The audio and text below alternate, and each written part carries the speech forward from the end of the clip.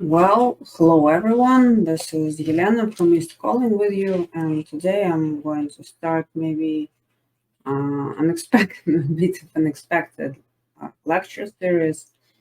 I don't think that all that I will record will be available on the channel, but the main things which might be interesting to a broader audience, I'm planning to cover these topics on this channel and on this video.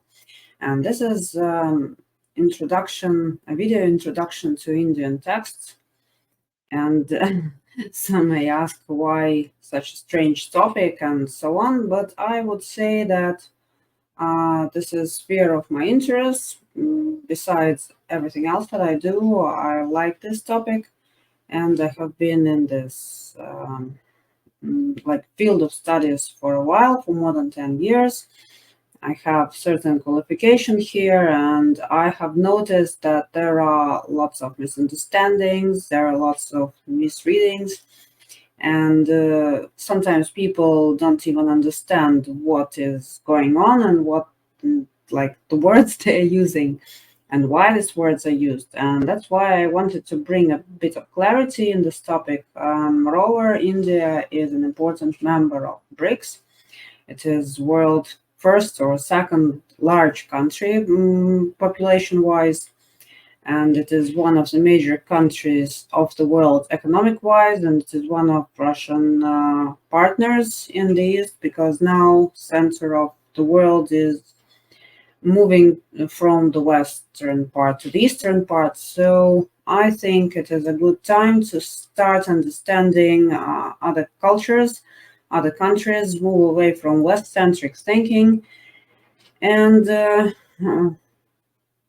if I like to speak about it, I want to take my advantage of my situation and speak about the topics that I like to speak about.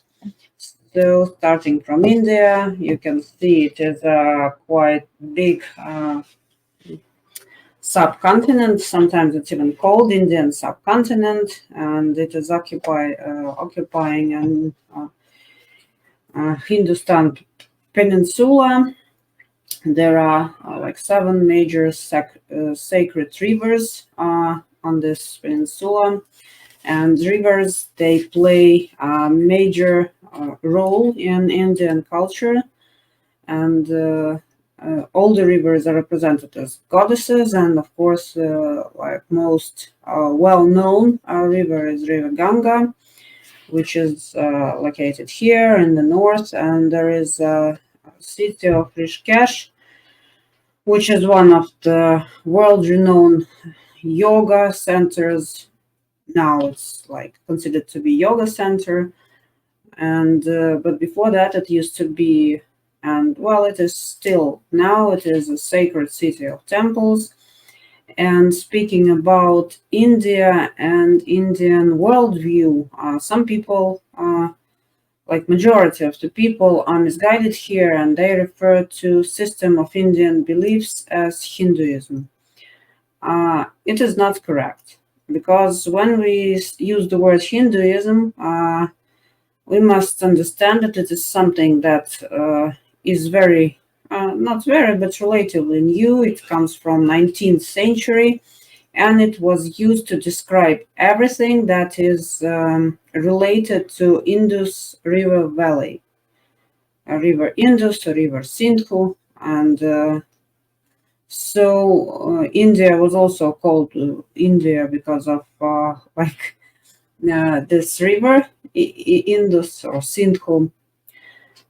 In fact, in India, within India, is called Bharata, and like major poetic and literature monument like Mahabharata, it believes to be describing Indian history, like Bharata history, and Mahabharata means the Great Bharata. This country is great indeed, and it is like a universe within universe, because there are 28 states, and if I'm not mistaken, 8 territories which form the country. There are more than 100 different nationalities, lots of languages, lots of tribes. And I'd say that northern India differs from southern India, I think, more than northern Europe from southern Europe. So this is something like that. And when we are speaking about Hinduism as a religion, I think some people know that there are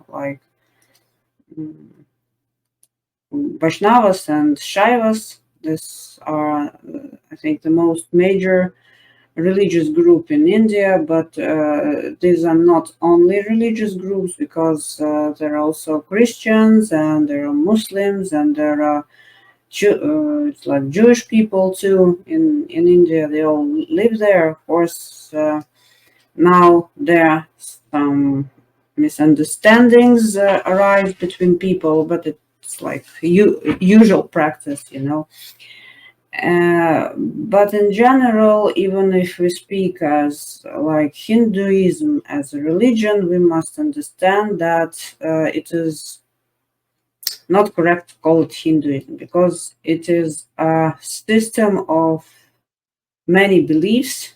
Some of them are interrelated, some of them contradict each other, some of them were inherited from previous civilization, like we all know about like Aryan invasion theory. But we have to understand that before that, on territory of India, on territory of northern India, there was a highly developed civilization such as Mohenjo-daro, and by the time, like I'm sticking to official version, because there are several versions of how everything's developed, how history developed, but according to that official versions, Aryans invaded and they made Mohenjo-daro residents to move to the south, and they stayed on the north and formed Vedic civilization. But in fact, old beliefs which were during Mohenjo-daro times, they survived and they still live on in modern India too, and they are found in such traditions like Shaivism in some branches, and in Shri Vidya, it is worship of mother goddesses.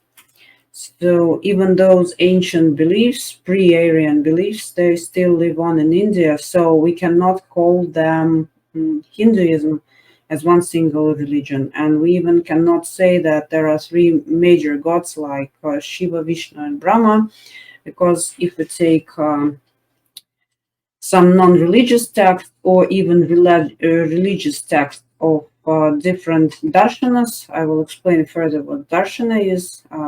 It will be a topic of our second video. Hopefully, I will do several of them. And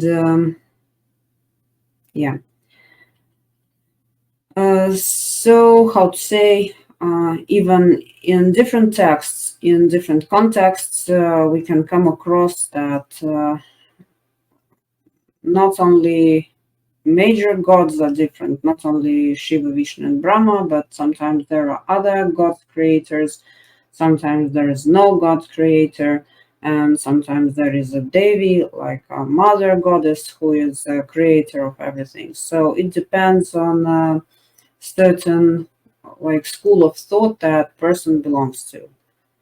And what is the most remarkable thing about that all, you can combine everything and there would be no conflict of interests, let's say so. So you can normally acknowledge that, yes, you think that this deity is major, and the other one can think that other deity is major, but in general, well, everyone is correct, and there is a place for everyone and everything. And Hindu in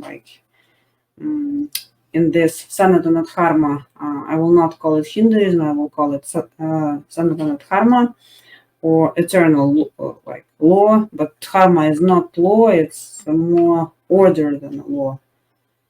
because dharma is something that comes from the root word dhra, which means to support. So dharma is something that supports. Yeah, and there are even new deities which come into pantheon of Sanatana Dharma, like Santosha. She is daughter of Ganapati, if I'm not mistaken, and she is responsible for material well-being. And sometimes concept of such gods like Lakshmi, who is believed to be goddess of wealth, but she is not, or Kubera, who is also believed to be god of wealth, but he is not. They are mixed, and we get that so-called neo-Hindu stuff or New Age stuff, which in general, well, it is good for those people who earn on that, but it is not good for understanding of what Sanatana Dharma actually is. And if we take law of Manu, it is one of the Smriti texts. I will tell about what Smriti is further. And in that text, we can see that God is one. So majority of gods is only an illusion, and in fact there is only one God who has no qualities, who cannot be described, and everything derives from that God. This is what law of Manu says, or Dharma Shastra also. Law of Manu is practically called Dharma Shastra. So this is India, as you can see, and now we're moving forward. Here there are short facts from Encyclopedia Britannica. There are several names. It's not only Republic of India, it's also called Bharat or Bharata Varsha.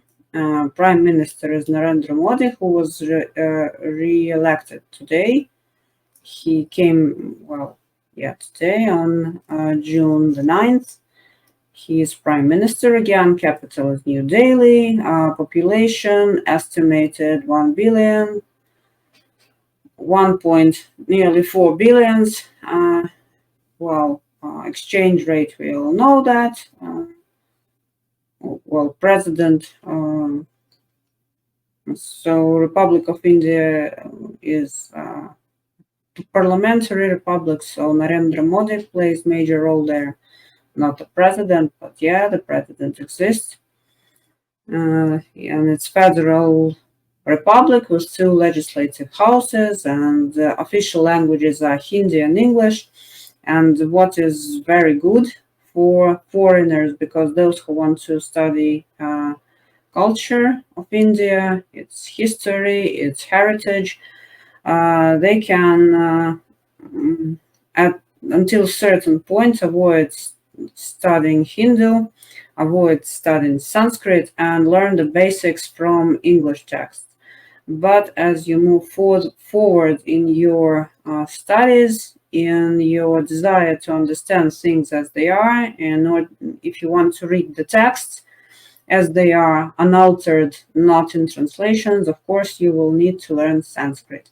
That's why my first lecture is dedicated to Sanskrit and to alphabet, because when we start learning any language as foreign, and Sanskrit is foreign language for all of us, we start from learning alphabet. And the funniest thing is that, Sanskrit doesn't have own alphabet. Sanskrit used to be written first in Brahmi Lipi. Lipi means script. And here you can see how the several letters of English, Archaic Roman, Archaic Greek. It is like a comparative table where you can see how the scripts differ. And that modern Nagari, Devanagari, sometimes called also Nagari, and Nagara means city, and Devanagari it means like city of God. It might be translated that way. And Devanagari, in fact, is used by more than 120 languages as main alphabet. But Sanskrit can also be recorded in Devanagari script, and most of the writings that we have now today are written not in Brahmi Lipi, but in Devanagari Lipi. And here, what Brahmi Lipi looked like, it is evolution of Brahmi script. I think it's unreadable to majority of the people. It's readable to specialists because it's really a very ancient text. And Devanagari Lipi was developed a bit later. It was developed, I think, according to official sources at 7th centuries our era, and achieved this modern format year 1000 our era. And it has, of course, a structure of this alphabet is really interesting. But what I wanted to convey here, let's go to this table. I have taken it from, I think, the Telegraph. I don't quite remember where I've taken it from, but thanks to the authors, this tree is very interesting, and you can see two trees here. One is big tree, it's called Indo-European language tree, and the other one is very small, it's Finno-Ugric or Uralic tree. Uralic tree is relatively very small, but what's the funny about it? It's that it was originated in Siberia, and now people of Finland speak languages of this group, like Mariel. It is Republic Komi. There's republics in Russia. Estonians speak also language. Estonian language belongs to this group. There used to be a group of people in Latvia. They were called Livi.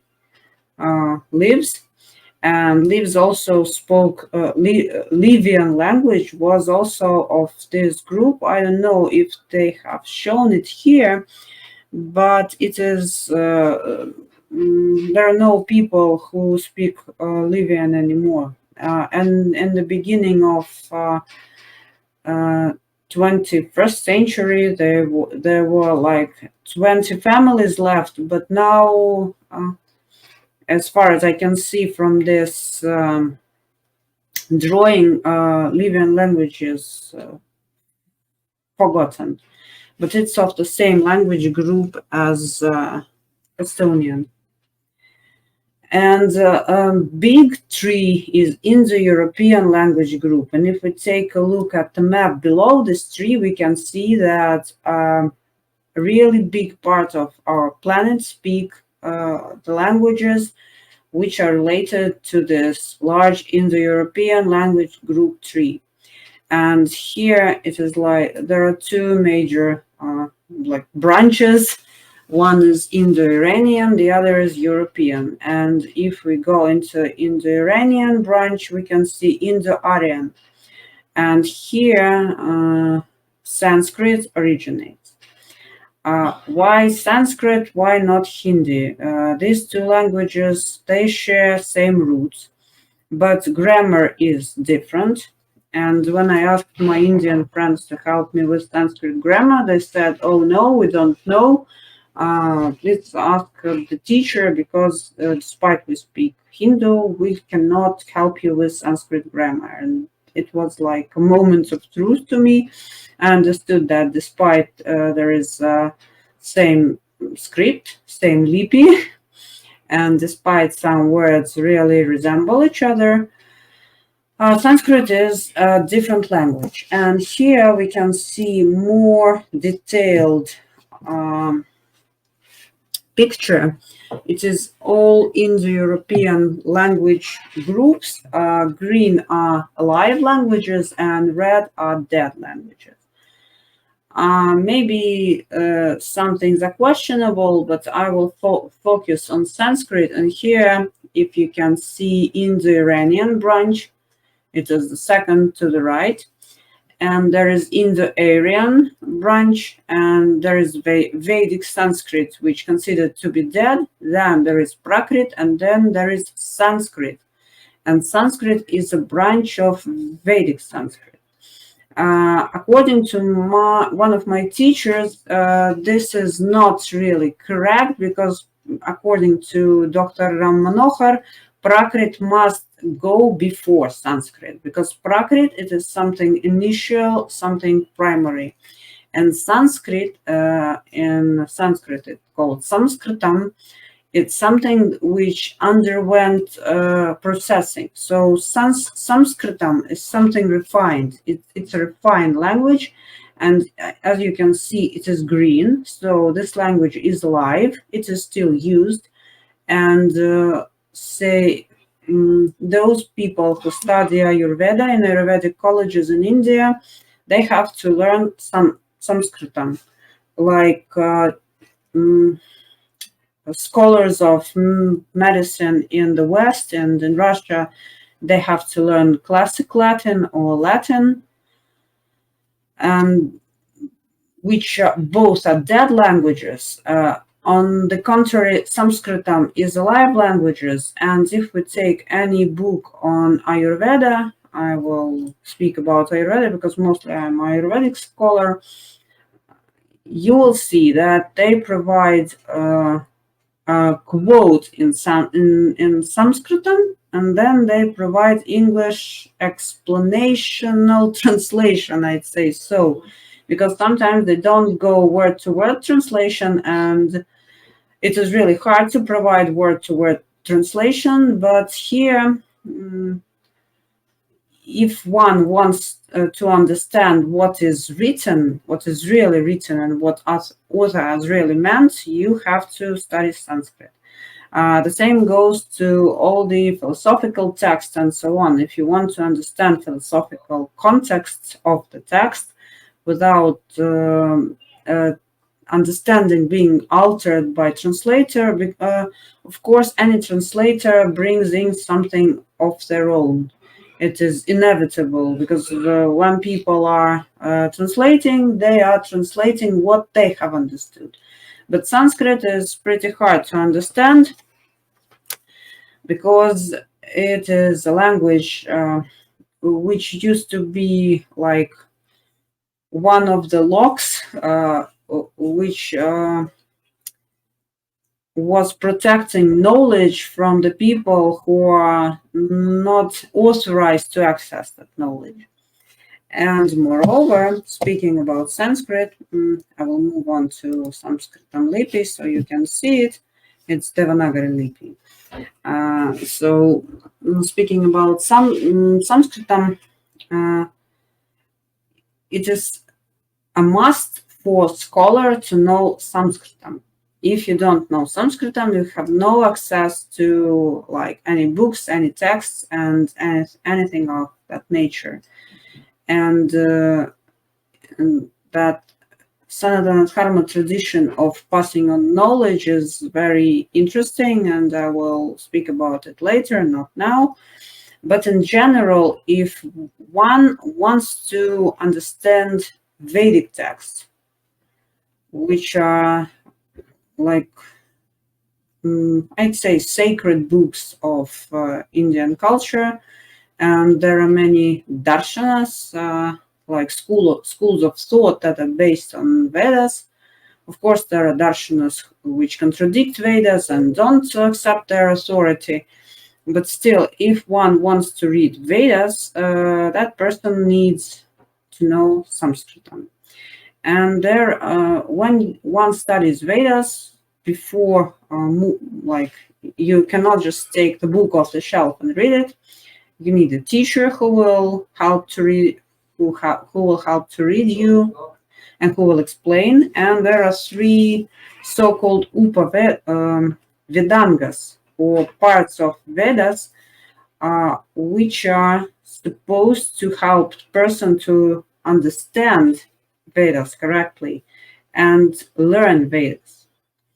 And there are 6 in numbers, but 3 of them are dedicated to Sanskrit. First is Shiksha, or phonetics, then goes Vyakarana, or grammar, and Nirukta as etymology. So without perfect language knowing, you cannot move on to reading Sanskrit text. And there are 2 very important, like I'd say, figures in this field of studies: Panini, who is a famous grammarian, and Patanjali, who is also a famous grammarian. But we know Patanjali, but it's hard to say, if it was one single person or it was a family name. But in general, if we take Patanjali, we can hear about him as a famous yogi who is behind creation of Yoga Sutras of Patanjali. We know about him as about famous Ayurvedic master, and we hear about him also about famous grammarian. Who was he, and was it one single person, or was it like family or several people under the same name? We cannot say for sure. It is disputable, but the thing is that it is like that. Sanskrit, it sounds beautifully, and if we take Sanskrit texts like Yoga Vasishtha, you can take like English or Russian translation of this text. It's written in very beautiful manner, because also one of the important Vedangas was Chandas, and Chandas is poetry rhymes. So Indian scholars were valuing beauty of word a lot, beauty of text a lot, and therefore I think Indian script, Indian poetry is something that world should know a little bit more about. It is really worth studying, and just because it's beautiful, and there are beautiful expressions, beautiful comparisons, and I really enjoy reading Yoga Vasishtha because it is really written in a beautiful manner. And what is also very interesting, there is one like way how Indians write their books. It is they wrap one story around another. So say in Yoga Vasishtha, it starts with a beautiful Apsara who is sitting on a rock and asking one of Gandharvas about some news. And that Gandharva, instead of telling like news directly, he says, there was such an occasion, there were 2 wise people talking between each other, and then one of those people mentioned that in one kingdom there was such an occasion, and it is like one story is wrapped within 5 or even more layers. So these artistic, I don't know how to call them, artistic tricks, they're remarkable, really, and as well as like metaphors which are used in the text, they're also very beautiful. And if you enjoy reading in general, I could recommend to read this book, and I think you will find it interesting. It might seem some kind of naive, because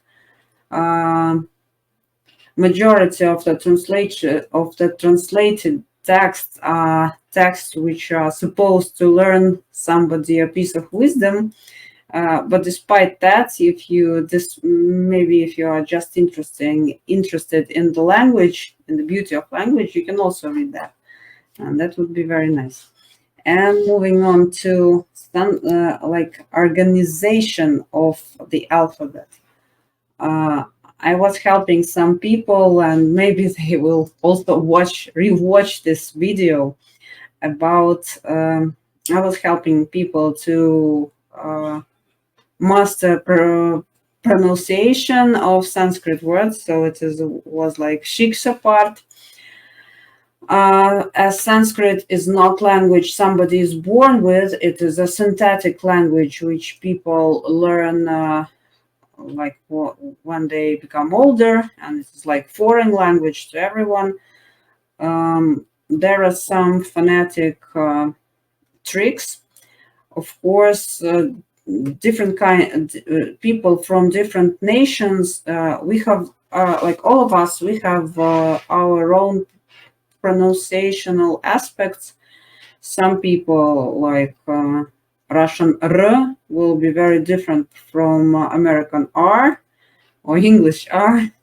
They are very different, or there are such sounds like "uy" in Russian. Nothing like that I have heard in English. And some of like Russian names are very hard for English speakers to pronounce, and vice versa. Sometimes we struggle pronouncing names and some words in English, and that famous Russian accent is also present, and it cannot be disregarded, because through the years we get used to pronouncing sounds in a certain manner, and when we to pronounce sounds in a different manner, we are confused. But when we speak about like speaking, say, Japanese with English accent or English with Japanese accent, which sounds like funny and interesting, it will not work with Sanskrit, because like in Sanskrit, every sound matters.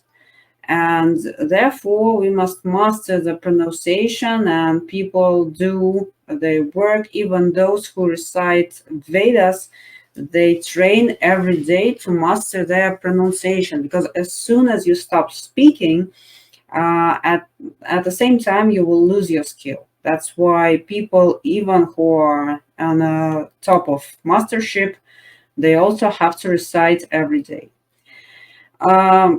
Letters are, well, as they are. People from India will not find them hard. People from other parts of the world who did not come across them may find this text a little bit of challenging. Well, I'm not finding it challenging no more, because we get used to everything, and I got used to this one, and I really enjoy the way that finally I can read it, because first it also caused me made me feel like feeling of terror, but it is no more. And speaking about alphabet, there are 13 vowels. In fact, there are 14 vowels, but one long L is not present here because it is for Vedic needs only. So those who recite the Vedic texts, like Vedas themselves, Rig Veda, they have that long L. Regular Sanskrit, ordinary Sanskrit, does not have that long L sound. It is not applicable. That's why I excluded, and I didn't include it in the table. And in the table, this table that I used here is this mostly redrawn table from the book Samdhi in Sanskrit by Meno. It is famous linguist. And I think this is the best way how to organize the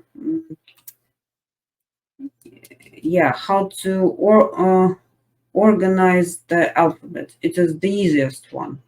And here you can see like rows, not rows, sorry, columns of the chart of this table. And columns say gutturals, palatals, cerebrals, dentals, labials. And if we get there, we can see that guttural, palatals, cerebral, dental, and labial, it is a distinction on where the sound is created. And say guttural sound, they will be created in the throat. Palatal will be created near the palate. Cerebral in the cerebral part of the mouth, dental near the teeth, and labial like on the lips. And what is interesting here, I read in one like in Wikipedia. I'm sorry, I have access to Wikipedia, and they said that there are 84 primary characters, including 14 vowels and 34 consonants. Well, 34 consonants, it's not really true, because there are 25 like classical consonants, which are called sparsha, and they are distributed in vargas: ka varga, cha varga, ta varga, ta varga, pa varga. And these vargas are connected to the place where the sounds originate. And that's why ka varga is like gutturals, cha varga is palatal, ta varga is cerebral, ta varga is dental, and pa varga is labial. And if we distribute vowels accordingly, we can see that ah, and we can even hear how ah is created, this sound. It's also is created, it's also a guttural sound. E is palatal sound, as well as e and I. If you pronounce these sounds and pay attention to where the sounds originate, you can see that these sounds really originate near our palate. Then cerebrals, it's re. We must put our tongue up, like up, and then we can produce the sound like re. Dentals, le. And labials is u, o, ow. This here in this table, vowels do not come in alphabetical order. And alphabet in general is very important part of Sanskrit studies, because first of all, if you see that 3 of 6 Vedangas are related to grammar, and one Vedanga, even separate Vedanga, is related to pronunciation, like siksha. Imagine what an importance that correct pronunciation of words meant, and still means, by the way, because there are people, especially authorized people, who can recite the Vedic text. Not everyone can recite Vedic text. Of course, I can take the Vedic text and start reading it, but it doesn't mean that I can do it aloud before the public, because there are people who are engaged in reading this text. And moreover, if we are speaking about Vedic recitation, like Rig Veda, here is the first shloka or first mandala of Rig Veda. It is dedicated to Agni, and here you can see that there is also Udatta, Anudatta, and Svarita. And Udatta and Svarita means intonation. So you don't only pronounce the sounds correctly, you also have to stick to correct intonation, because there is one famous legend how one of the, I think it was Ganapati, who quarreled with Indra, and he performed a ritual to acquire a son who would kill Indra. But he recited mantra in a wrong intonation, and instead of getting a son who will kill Indra, he got a son who will be killed by Indra. This is how important intonation is. That might sound fun, but in general, if we mix sounds, I don't know, was it made on purpose or not? Sometimes if people mix up sounds, which are very close, you can get a lame word instead of a word which means to praise the deity. So one must be very careful about that. And of course, like mispronunciation and misspelling also plays major part there. And some words, they have like up to 30 meanings, and all of that requires skill. Unfortunately, I'm not that skilled, but I'm on the way to it. And yeah, I try to study Sanskrit, and I cry on doing MNO exercises. But yeah, I think it is something worth doing. And speaking about Varnamala, I think everyone has heard the word mantra. And well, Varnamala or alphabet is the mother of all the mantras. In fact, it's primary mantra from which other mantras are originated. And there is also a chapter in Shiva Purana where it is described, like Lord Shiva is described as a deity formed of aksharas of alphabet. Akshara, it is a letter. And yeah, and there are first three sounds that originate from Shiva Lingam. These are A, Um, and maybe you have heard that word Om or Aum. And A is for Brahma, is for creator. U is for Vishnu, who is sustainer, and not M, but nasal M. It is for Shiva, who destroys all the creation. And here we must not understand destruction of the creation as something bad. It is a natural like way of things that are going. So there is God with no form, with no name, with no qualities. Suddenly a universe arises out of him, like not universe, but three first gods. And then Shiva is the one who brings that all to final liberation. But it is something to be discussed further. And also, apart from the place where the sounds originate, there is such a understanding in Sanskrit as long and short vowels.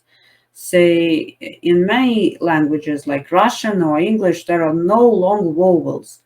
In Latvian, on the other hand, there are long and short vowels like A and A, E, E, U, U. And the same goes for Sanskrit. So there's, if you want to pronounce the letters correctly, there is such a term as matra. Matra means dose. Well, there are lots of meanings for that word, but mostly it is dose or a portion, and usually mantra is the one finger click like. And this is ah. And if I want to pronounce longer ah, I use two clicks. Ah. The same goes to like e, u, u, and so on. Difficulty with consonants. Here you can see that I have written the teraka, cha, ta, and so on. This is writing which goes in syllables, so there's no such letter as k. There would be like a syllable ka or ki or ko and so on. And the basic form how to record this, not letters but syllables, is combining them with a. It is like basic. And if you want to get another letter, you will get like other symbols near that letter. If you are interested, I can do that in maybe in my next lecture, or maybe I should not do it. I don't know. I will see how this one goes. But in general, there are two things to be considered. First, where the sound originates, and second, the length of the sound. These are very important. And when you understand where the sounds originate, you can master the sound perfectly. Of course, it will require training, but it is worth it. Because Sanskrit, it is also, there were studies, and the studies show that Sanskrit enhances capacity of our brain for logical thinking, for mathematics. It's like massage of the brain. And by the way, in Indian mathematics was born out of chandas, and chandas is rhyme, is a Vedanga which describes the rhymes, the rhythmics, and all the, like according to my Sanskrit teacher, majority of programming languages originate from Indian mathematics. And what is even more interesting, that on my Sanskrit course, there are lots of people who are into programming. And when I do this MNO exercises, which are on Samhi, Samhi is something when you connect like root of the word with, I don't know, postfix or something like that, the words change and they follow very strict rules. And these rules are described. There are, there are lots of rules. They are, on the first sight, they're sophisticated, but if you understand the system, it resembles programming a lot. It is like if, then, if, then, if, then. So this language requires a lot of logics. The grammar itself, I cannot call it intuitive writing, but it is very logical and very precise. So I don't know if I was giving an advertisement of any Sanskrit course, but here, what I have like told you, it is about, in short, about Hindu-European language family and about basics of the alphabet and how the alphabet sounds. I have I like it in singing form, but I will just read it aloud. It would be A, I, U, R, L, I, O, Au. Ach. Ach. It is Anuswara and Visarga. I have forgot about them, frankly speaking, but in Panini, in his grammar, didn't describe them, so they are called as Ayogavaha, so they are something which are not mentioned in Panini grammar. But these two, like Anusvara, like when I say Sanskritam, I use that with Anusvara. It doesn't have a symbol. Anusvara is a dot above consonant. And in my next video, I will show you how it looks. And Visarga, it is something when it is written in Sanskrit, there are like also a dot, but in another place at the end of the word. And those people who start reading it, they already understand. And so good and consonant would sound like ka, kha, ga, kha, na, cha, cha, ja, cha, na, ta, tha, da, tha, na, ta, tha, da, tha, na, pa, pha, ba, bha, ma, ya, ra, la, va, sha, sa, ha. So this is a quite exercise for the like facial muscles, for the tongue, and for the brain. So just in case you want to, I don't know, maybe do a facial massage, you can recite a Sanskrit alphabet instead, and you will get a massage of all your face from the inside. And if you try hard enough, you can even get your muscles tired, and you will really feel them. But it is worth it. It is interesting. It is challenging. So here you go. If you have any further questions, you can ask me. I will gladly answer. I hope this video was informative and interesting, and I hope to see you on the next videos. I hope that you will be interested enough to listen to them. And bye bye, and see you next time.